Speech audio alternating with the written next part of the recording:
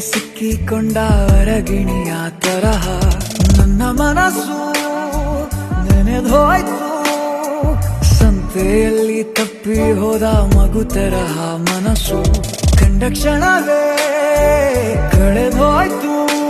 ಮೊನ್ನೆ ಕನಸಿನಲ್ಲೂ ಬೊಗಸೆ ತುಂಬಾ ಪ್ರೀತಿ ತಂದಿದ್ದೆ. ಇನ್ನು ಮುಂದೆ ಎಲ್ಲ ನೀನೇ